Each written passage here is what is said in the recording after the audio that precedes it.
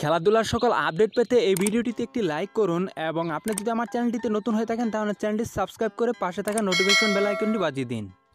Bangladesh cricket board BCB জিম্বাবুয়ের বিপক্ষে 2টি ম্যাচ টি20 সিরিজের জন্য দল ঘোষণা করেছে।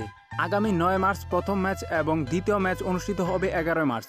ওয়ানডের পর চোট কাটিয়ে টি20 দলে ফিরেছেন pace bowling allrounder Mohammad Saifuddin. সিরিজের নতুন মুখ হিসাবে থাকছেন বাতি স্পিনার নাসুম আহমেদ। তো বন্ধুরা, চলুন দেখে নেওয়া যাক টি20 দল। মাহমুদুল্লাহ অধিনায়ক, তামিম ইকবাল, সৌম্য সরকার,